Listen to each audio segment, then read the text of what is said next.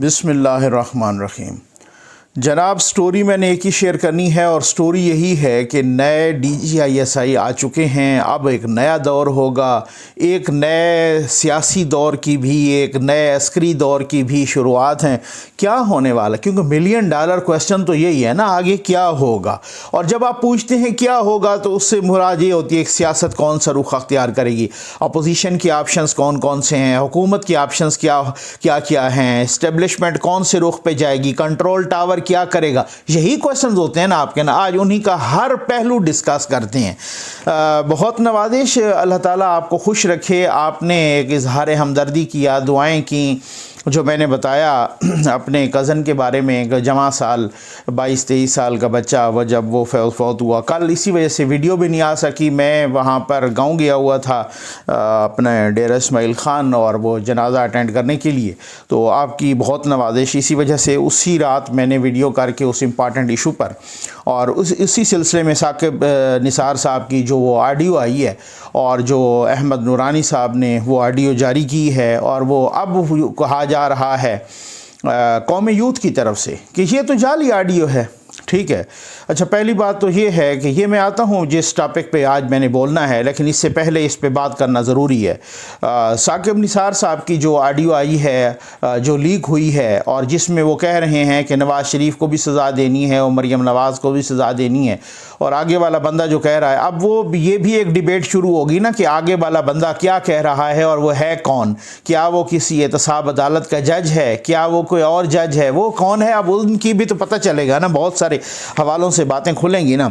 तो अब बताया, अब ये कह रहे हैं कि जनाब वो ऑडियो तो जाली है। अच्छा चलो, पहली बात तो ये है कि अहमद नूरानी साहब ने वो ऑडियो अमेरिका की फ़र्म, एक ऐसी फ़र्म जो ऑडिट फ़र्म, फॉरेंसिक ऑडिट जिसका मशहूर है, और वो करवा के उन्होंने वो ऑडियो जमा करवाई है और वो रिलीज़ की है।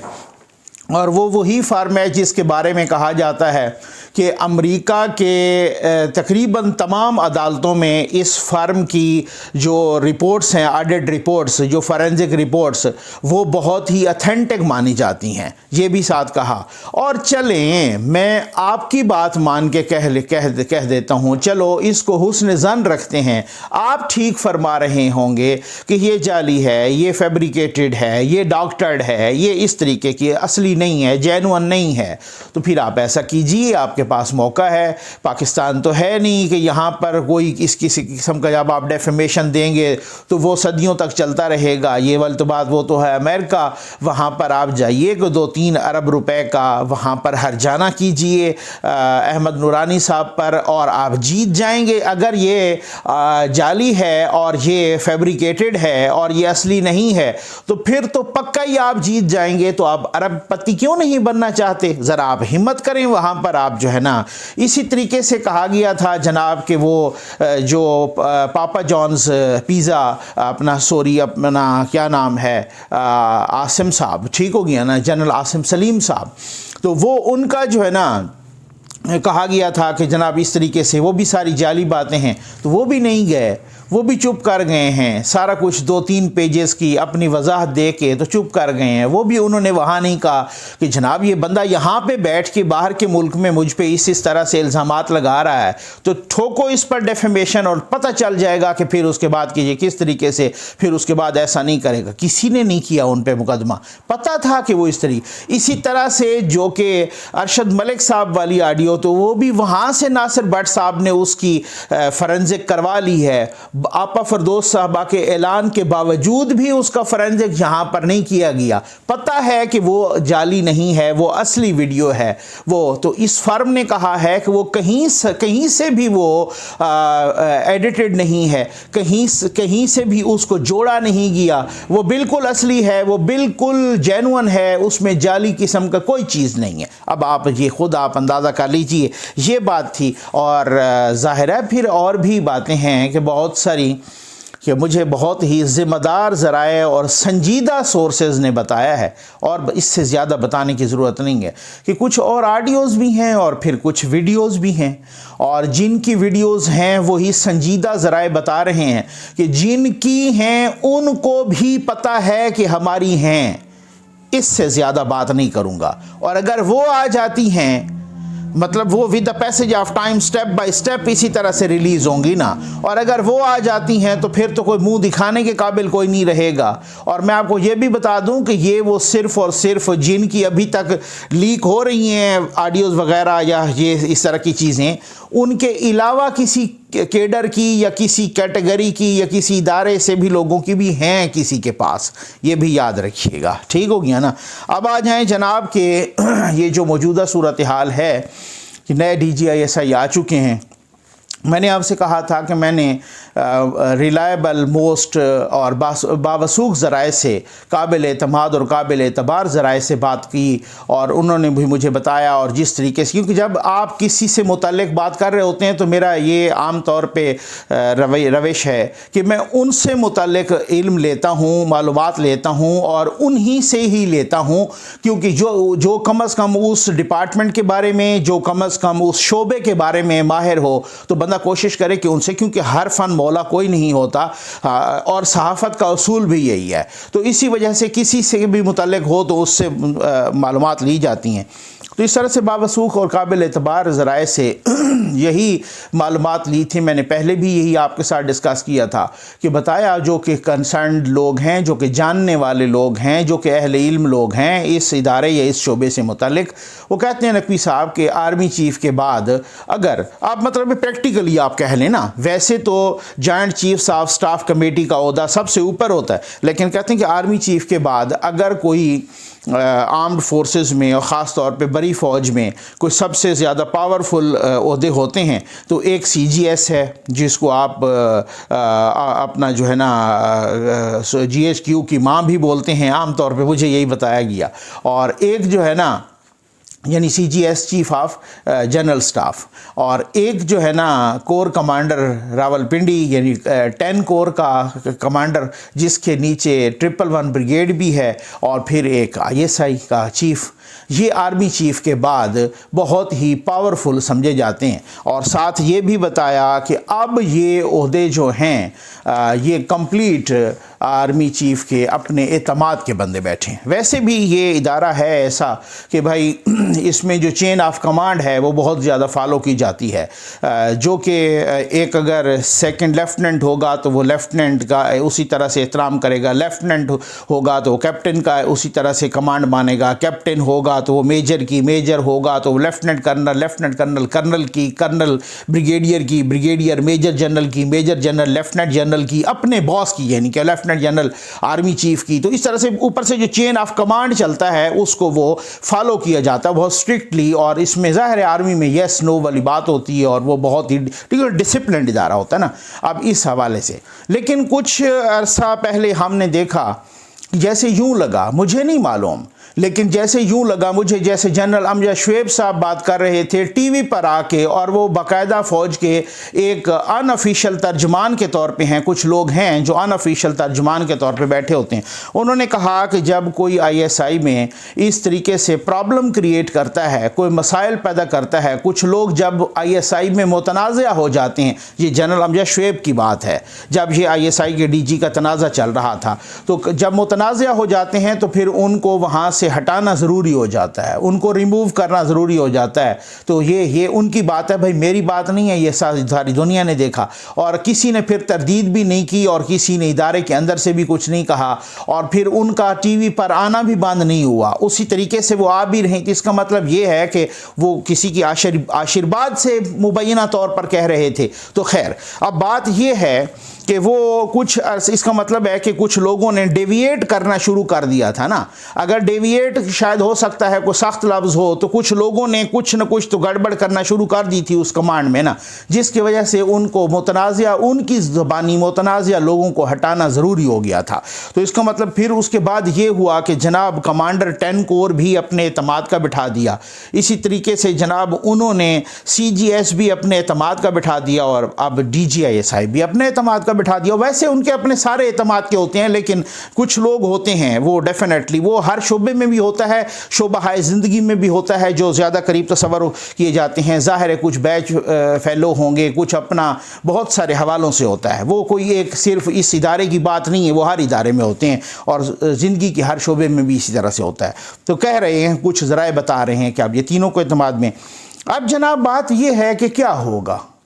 अब पहली बात कि पहले मुख्तलिफ़ इम्कानात हैं ना। आज तक मैंने DGISI पे अल्हम्दुलिल्लाह बहुत सारी ये जो इशू चला पिछले महीने अक्टूबर में, तो इसमें बहुत कुछ बनाई वीडियोस। मेरा ख्याल है मैं उन चंद लोगों में हूँ जिसने सब बहुत ज़्यादा वीडियोस की, और अल्हम्दुलिल्लाह बहुत ही ज़िम्मेदारी के साथ की वो वीडियोस मौजूद हैं। मैंने कोई गैर ज़िम्मेदारी का मुजाहरा नहीं किया, लेकिन मैं समझता हूँ कि इस सिलसिले में ये शायद हो सकता है सबसे इम्पॉर्टेंट वीडियो हो, मोस्ट इम्पॉर्टेंट वीडियो हो मेरी अपनी निगाह में भी। मैं उसकी वजह आपको बता देता हूं कि मैं वो सारे के सारे इम्कानात डिस्कस कर रहा हूं कि जो मुख्तलिफ ज़राए से मैंने बात करके यहाँ पर उन इम्कानात का नक्शा बनाया है, और अब मैं जनाब उन इम्कानात को आपके सामने डिस्कस करने लगा हूँ। पहला इम्कान, या पहला आप थ्योरी कह लें, या पहले आप ज़राए से मालूमात लेके ख़बर कह लें या स्टोरी कह लें, वो ये है कि बहुत सारे लोग कह रहे हैं कि जो जनरल बाजवा साहब हैं, यानी कि मौजूदा सिपह सलार, मौजूदा army chief general Qamar Javed Bajwa साहब, तो वो भी फर्दर एक्सटेंशन के मूड में हैं और वो एक्सटेंशन लेना चाहते हैं। चलें मैं कहता हूँ मुबैना तौर पे, ठीक हो गया ना। ज़राए ने बताया, और कुछ बड़े बहुत ही संजीदा ज़राए हैं, बाखबर ज़राए, बाअसर ज़राए, ठीक हो गया। अच्छा, वो इसके मूड में हैं। मैं ये भी बता दूं कि फ़ौज के इदारे में हमने मुख्तलिफ़ रिटायर्ड जनरल से भी बात की, और कुछ लोगों से हो सकता है कि सर्विंग से भी बात की हो, तो वो भी यही कि भाई एक्सटेंशन को बतौर उमूमी जो है ना अच्छा नहीं समझा जाता। ये मैं नहीं कह रहा, बल्कि आप में से तकरीबन हर बंदे को पता है, इसको अच्छा नहीं समझा जाता। अच्छा, बहरहाल वो कह रहे हैं कि जनाब एक्सटेंशन के मूड में है। अब पहला इम्कान और पहली पॉसिबिलिटी और पहला यही पहली स्टोरी और इम्कान, मैं दूसरा भी बता देता हूँ इस पर भी, क्योंकि आपको ये ना लगे कि आपको इंतज़ार करना पड़े। अगर इंतज़ार करना पड़े तो आपको जो है ना पता चले कि आगे वाली बातें इससे भी अहम हैं। पहला इम्कान, इस पे डिस्कस करेंगे कि एक्सटेंशन लेनी है, अब क्या होगा, इसके क्या क्या इम्कानात हैं। हम ये देखें कि सिर्फ ये इसी इम्कान को कि एक्सटेंशन लेनी है, अब क्या होगा। दूसरा इम्कान कि एक्सटेंशन नहीं लेनी, तब क्या होगा। तीसरा इम्कान कि क्या असम्बलियाँ तहलील कर दे अगर खान साहब, तब क्या होगा। और एक चौथा इम्कान भी है, वो इम्कान मैंने ज़रा वीडियो के आखिर पे डिस्कस करना है। वो इम्कान ज़रा आप कह सकते हैं, चलें आगे चलते हैं। पहला इम्कान, वो चौथा इम्कान ज़रा ज़रूर सुनिएगा, बहुत अहम इम्कान है। पहला इम्कान कि जी एक्सटेंशन लेनी है। अच्छा, अगर हम इसी पे ही रुक जाएं कि एक्सटेंशन लेनी है, तो फिर बात यह है कि अगर उन्होंने एक्सटेंशन लेनी है और उनको एक्सटेंशन उस इम्कान में भी इम्कान है कि मौजूदा वाला उनको एक्सटेंशन दे दे 1 साल या 2 साल की, ठीक, तो फिर बहुत सारों की तो फिर छुट्टी हो जाएगी। जो कि उम्मीद लगा के बैठे हैं, उन्होंने भी अप्रैल 2023 में रिटायर हो जाना है, तो फिर वो भी चले जाएंगे और उनकी भी छुट्टी होगी। तो मौजूदा वाला अगर मैं खुल के कह देता हूँ, इसमें कौन सी ऐसी बात है कि अगर प्राइम मिनिस्टर ऑफ पाकिस्तान जनाब इमरान खान साहब मौजूदा सिपह सलार को 1 या 2 साल की एक्सटेंशन बिल फ़र्ज़ दे देते हैं, तो फिर मेरी अपनी असेसमेंट के मुताबिक आगे का नहीं पता कि आगे तो न्यूट्रल होंगे, जो भी होगा, जो सिलसिला कम अज़ कम 2023 तक ये अपनी मुद्दत सुकून के साथ पूरी कर लेंगे, ठीक हो गया ना। आगे उनका नहीं, वो बेशक महंगाई होती रहे, कुछ भी होता रहे, फिर उसके बाद वो वैसे भी 1.5 साल रह गया है, और वैसे भी जल से जुलूस हों या जो भी हो, जो तैयारी होती रहे। लेकिन मेरी अपनी कि अगर ये ऐसा हो तो अब दूसरा इस इम्कान में इम्कान कि क्या ऐसा मुमकिन भी हो पाएगा, तो वो इस तरीके से क्या ऐसा मुमकिन से मुराद ये है कि कोई और जो आखिरी मुलाकातें भी करके गया है बहुत सारी, हमने ये भी देखा, बड़ा एक अजीब सा ट्रेंड था, हमने पहले तो इतना कभी नहीं देखा, या शायद मुझे याद नहीं है कि ऐसी मुलाकातें कि जहाँ पर प्रेसिडेंट के साथ भी, प्राइम मिनिस्टर के साथ भी, इवन वज़ीर ख़ारजा के साथ भी, और बड़ी उसमें सीनियर भी दिए गए और वगैरह वगैरह, ठीक हो गया ना। तो क्या वो उन्होंने कोई ऐसा वादा या वचन तो नहीं ले लिया कि जनाब कि भाई जो है ना आपने ख्याल करना है, ऐसा नहीं करना, ठीक हो गया ना, या इस तरह का कोई सूरत हाल, या वो जो मौजूदा है ये, या हो सकता है कि वही अगर वो कह दें कि यार अब वो तो मामला गड़बड़ी हो जाएगा, ऐसा अगर ना, मैं खुद क्यों ना दे दूं 1 साल 2 साल की, ताकि कम अज़ कम जो 2023 तक है वो तो फिर जो है ना। लेकिन अगर इस इम्कान में इम्कान, अभी मैं डिस्कस पहला इम्कान कर रहा हूँ, अगर प्राइम मिनिस्टर साहब कहते हैं कि बिल्कुल नहीं देनी, तो फिर तो और उधर से इम्कान ये हो, सिर्फ यही इम्कान ही हम डिस्कस कर रहे हों कि बिल्कुल नहीं कि एक्सटेंशन भी लेनी है, और प्राइम मिनिस्टर साहब ये तहिया कर बैठें कि बिल्कुल मैंने नहीं देनी एक और एक्सटेंशन, ठीक हो गया ना। तो फिर क्या, फिर इसका मतलब ये है कि जिसने ये तहिया किया हो कि हर सूरत मैंने लेनी है, और उधर से ये तहिया हो कि मैं फिर तो इसमें बहुत कुछ गड़बड़ हो सकती है ना। फिर गड़बड़ ये हो सकती है कि फिर अर्ली इंतखाबात का एक चांस भी निकल सकता है जनाब, और वो अर्ली इंतखाबात का चांस भी निकल सकता है, और इन हाउस चेंज का भी निकल सकता है। और आपको पता है कि जिसने जो चाहता है कि लेनी है, वो उनको इस वक्त इन हाउस चेंज सबसे ज़्यादा ज़रूरत है, क्योंकि उनको पता है कि जी ऐसी इन हाउस चेंज या ऐसी गवर्नमेंट बन जाए इसी असम्बली से कि जो चुपके चुपके एक्सटेंशन भी दे दे, फिर वो जो आगे वाले हैं उनकी जान भी छूटे। कहते यार हमने थोड़ी दी है, जिसने दी है एक्सटेंशन उनसे पूछ लो। अब समझ तो आ गई आपको ना, कोई और आए और उसने दे दी है तो फिर इसमें, और फिर उसके बाद क्योंकि उनको फौरी तौर पे इलेक्शन इस वजह से नहीं चाहिए कि वो कहते यार अगर फौरी तौर पे इलेक्शन कोई मुझसे वादा भी कर ले कि हम आपको एक्सटेंशन देंगे और आते ही मुकर जाए वो बंदा, तो फिर मैं उनका क्या कर लूँगा। वो तो अभी आया होगा, तो फौरी तौर पे तो गवर्नमेंट को इस तरह से डिसलाज नहीं किया जा सकता। मैं बहुत ही सादा अल्फाज में बात कर रहा हूँ, ठीक हो गया। तो वो अगर बिल फर्ज यही हो कि मुबैना तौर पे किसी ने सोच रखा है कि मैंने एक्सटेंशन लेनी है, तो फिर डेफिनेटली उनको इन हाउस चेंज चाहिए।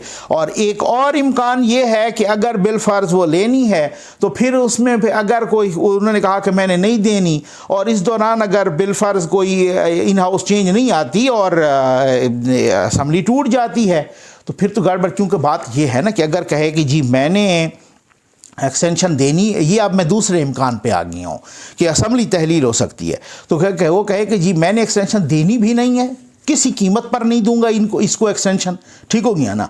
और तो फिर उसके बाद अगर ये होता है कि वो कहें कि जी अगर आपने किसी कीमत में नहीं देनी तो फिर आप सब्र, मैं फिर आपको पता है कि क्या कर सकता हूँ। और इस दौरान अगर वो दाव लग जाए चीफ एग्जीक्यूटिव का और उसने असम्बली तोड़ दी और ने कहा जी मुझे तो वैसे खेड़ने नहीं दे रहे, तो मैं आपको भी नहीं खेड़ने दूंगा। अब असम्बली गई टूट, तो जब असम्बली टूट जाती है तो फिर उसके बाद जो सूरत हाल होती है वो फिर इंतखाबात कराने पड़ते हैं, और इंतखाबात कराने पड़ते हैं 90 दिन के अंदर, ठीक हो गया ना। 90 दिन के अंदर इंतखाबात कराने पड़ते हैं, क्योंकि असम्बली जब टाइम पूरा करने से पहले टूट जाए तो 90 दिन के अंदर होते हैं, और जब टाइम पर तहलील हो अपनी मुद्दत मुकम्मल करके तो फिर 60 दिन के अंदर इंतखाबात होते हैं, ठीक हो गया ना। तो अब मसला ये है कि अगर ये हुआ तो फिर उनको पता कि यार मुझे तो नहीं पूरा कोई करने दे रहा, तो इसका मतलब है कि मैं इनका पत्ता भी काटूँ, तो वो असम्बली भी डिज़ोल्व कर सकते हैं। लेकिन क्या ऐसा वो करने को देगा उनको? अब ये मामला इस तरह से है ना, क्योंकि बहुत सारी सूरत हाल है ना। अब आ जाएं जनाब तीसरे इम्कान पर, हम ये कहते हैं कि उन्होंने एक्सटेंशन नहीं लेनी मसलन। अब इस पे कोई डिस्कस करना है ना। अब ये थोड़ी है कि मैं सिर्फ फतवा दे के बैठूंगा जनाब जो ज़राए कह रहे हैं कि एक्सटेंशन लेनी है, उन्होंने एक्सटेंशन नहीं लेनी। अच्छा, अगर उन्होंने एक्सटेंशन खुद से नहीं लेनी, ठीक हो गया ना, खुद से, लेकिन मुझे इसका इम्कान इस वजह से कम लगा कि अगर उन्होंने एक्सटेंशन ना लेनी होती तो यार एक्सटेंशन लेनी है नहीं लेनी है, इसी ये बहस चल रही है। आपको पता है कि ये बहस जो है ना जनरल रहील शरीफ साहब के ज़माने में भी चली थी। उन्होंने काफ़ी पहले अनाउंस कर दिया था कि जी मैंने एक्सटेंशन नहीं लेनी, ठीक हो गया जी, मैंने नहीं लेनी। अच्छा चलें फिर ठीक है, अगर वो कह रहे हैं कि जी मैंने एक्सटेंशन नहीं, वो भी पहले काफ़ी अनाउंस किया, उसके पीछे भी बैकग्राउंड कुछ और है। बहुत सारे संजीदा ज़राए बता चुके हैं कि वो बैकग्राउंड ये है कि उस वक़्त उनकी ऑलरेडी सेटिंग हो चुकी थी सऊदीया में जॉब की।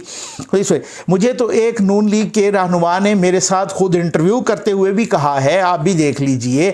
और फिर जो है ना वो ऑफ द रिकॉर्ड भी बहुत सारे लोगों ने कि भाई यार इस तरीके से तो कुछ किसी तरीके से हमने उनसे जान छुड़वाई थी कि सऊदीया में उनकी जॉब करवा के, तो हमने कहा कि चलो एक्सटेंशन वाले मामले में से तो ये दस्तबरदार होते हैं, तो अनाउंस भी कर दिया कि एक्सटेंशन मैंने नहीं लेनी। फिर उसके बाद वो सारी अफवाहें दम तोड़ गई। तो इन्होंने अनाउंस नहीं किया, अगर ना लेनी होती तो बहुत कुछ इस तरह से है, तो अनाउंस नहीं किया, ठीक है। और एक इसी इम्कान के अंदर एक इम्कान है कि भाई अगर नहीं लेनी तो क्यों नहीं लेनी, क्या खुद से नहीं लेनी या खुद से नहीं लेनी, या कोई ऐसी अंदर की कोई सूरत हाल है कि जी नहीं ऐसा नहीं है कि आप एक दफ़ा आपने अपनी टर्न पूरी कर ली, फिर दूसरी दफ़ा भी एक्सटेंशन ले ली, फिर कियानी साहब की तरह तीसरी दफ़ा भी एक्सटेंशन, आप उस मूड में हैं, ठीक हो गया ना, या उस तरीके से। तो आपको याद होगा कि जनरल अशफाक परवेज़ कियानी साहब ने जब अपनी मुद्दत पूरी की, फिर दूसरी दफ़ा एक्सटेंशन उनको मिली, फिर तीसरी दफ़ा, मतलब उन्होंने तो 2 एक्सटेंशंस ली ना, ठीक हो गया ना, 2 बार ले ली ना एक्सटेंशन ना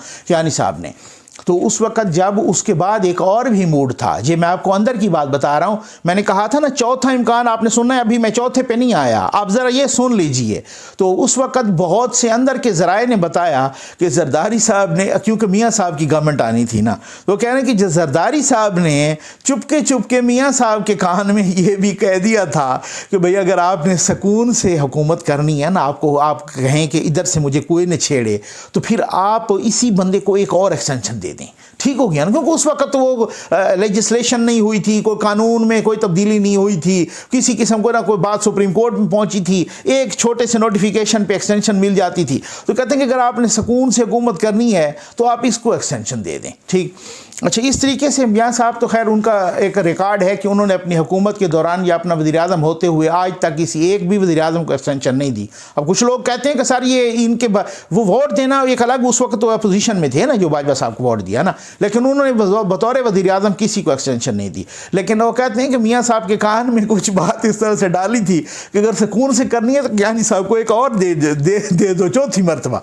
तो उसके बाद एक मामलात कुछ गड़बड़ होने शुरू हो गए थे, और उसकी वजह में गड़बड़ इस वजह से कि मुबशर लुकमान साहब ने टीवी पर बैठकर, मेन स्ट्रीम मीडिया पर बैठकर एक प्रोग्राम किया था, और वो प्रोग्राम टोटली कियानी साहब के अगेंस्ट था, और कियानी साहब उस वक़्त आर्मी चीफ थे।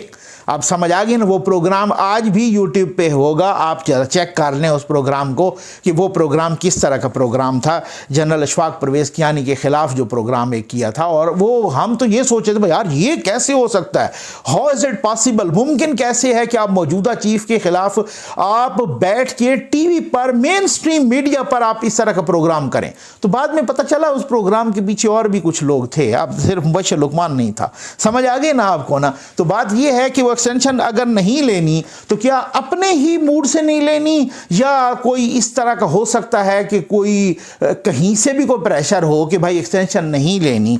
एक आखिरी एक इम्कान है और चौथा इम्कान है, मैंने आपसे कहा था, तो वो अगर एक्सटेंशन नहीं लेनी तो फिर क्या सूरत हाल ये भी है कि अगर एक्सटेंशन नहीं लेनी और अगला बंदा चुप करके ही चला जाए तो फिर क्या यही बैठे रहेंगे, और फिर ये जिनको चाहते हैं उनको ले आएंगे और फिर अगले भी 5 साल यही मुकम्मल करेंगे। ये इस तरह का मसला नहीं है, ये मामला नहीं है कि अगर उन्होंने एक्सटेंशन नहीं भी लेनी, और अगर उन्होंने एक्सटेंशन कुछ अंदर की वजूहात की वजह से नहीं लेनी, तो जो अंदर की वो वजूहात चीफ को कर सकती हैं कायल, चलो मैं मजबूर नहीं कहूँगा, अगर वो चीफ को कायल कर सकती हैं कि आप एक्सटेंशन नहीं लेनी, तो फिर वो आपका ख्याल है कि वो 5वें नंबर वाले को बनाने देंगे कि जो वो कहेंगे जी फिर मेरिट पे आए, फिर जिसने पहले पे बनना है जो पहले पे है। क्योंकि अब जो मौजूदा सिनेरियो बन रहा है, इस सिनेरियो की जो लेटेस्ट सिनेरियो है, इस सिनेरियो में तो जनरल आसिम मुनीर साहब पहले पे और जनरल साहिर शमशाद साहब दूसरे पे, और इसी तरीके से आगे चलते चलते जनरल फैज़ हमीद साहब तो 5वें नंबर पे आ गए ना। तो फिर वो 5वें वाले को बनाने देंगे जिन्होंने चीफ को साइड पे किया।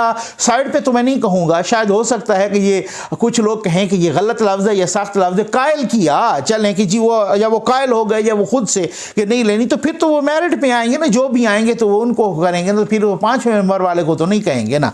तो इस ये जो चारों, अब मैं चौथा इम्कान भी मैं डिस्कस करने लगा हूँ, और वो चौथा इम्कान से पहले मैं एक बात बता दूं कि ये जो मैं चारों इम्कान डिस्कस कर रहा हूं ना, इसमें कम अज़ कम एक बंदे की तो पक्का ही छुट्टी नज़र आ रही है, और वो ही बंदा है जो अभी अभी गए हैं। ठीक हो गया ना, यहाँ से सही हो गया ना। उनके तो इन चारों इम्कानात में मुझे कहीं भी स्पेस बनती हुई नज़र नहीं आ रही। और वो चौथा इम्कान ये है कि जिस तरीके से ऑडियोज़ तेज़ी से आ रही हैं, जिस तरीके से वीडियोज़, बहुत गौर कीजिएगा, बहुत ही इसी पर वीडियो ख़त्म हो रही, जिस तरीके से ऑडियोज़ तेज़ी से आ रही हैं, जिस तरीके से हालात तेज़ी से करवट ले रहे हैं, जिस तरीके से यूँ लग रहा है जैसे शहबाज शरीफ साहब भी मुफाहमती से मज़ाहमती हो गए हों, वो भी ऑडियो वीडियो हर आने वाले नए एक जो है ना जो इंकशाफ होता है उसको सपोर्ट कर रहे हैं, बाकायदा उस पर ट्वीट कर रहे हैं। ऐसे तो नहीं कर रहे, कहीं से तो हिम्मत कोई तो बंध रहा है ना, बंधा रहा है ना उनकी हिम्मत भी। तो जिस तरीके से कह रहे हैं कि जनाब कोई ऑडियो तेज़ी से आ रही हैं, जिस तरीके से हालात तेज़ी से करवट, चौथा इम्कान भाई चौथा इम्कान, जिस तरीके से हालात तेज़ी से करवट ले रहे हैं, जिस तरीके से हालात तेज़ी से बदल रहे हैं, तो कुछ लोग संजीदा कह रहे हैं कि हो सकता है कुछ ऐसी वीडियोस भी आ जाएं कि जिन वीडियोस जो इतनी वाज़े वीडियोस हों, जिन वीडियोस में इतना भारी सबूत हो, जिन वीडियोस में इतना इररिफ्यूटेबल सबूत हो मौजूद हों कि उनकी मौजूदगी में हो सकता है ऐसा एक प्रेशर डेवलप हो जाए कि जो 3 बंदों का जिक्र नहीं होता रहा ऊपर मेरे सारे इम्कानात में, ये तीनों के तीनों ही फारिग हो जाएं। उम्मीद है आपको वीडियो पसंद आई होगी। आपका बहुत बहुत शुक्रिया।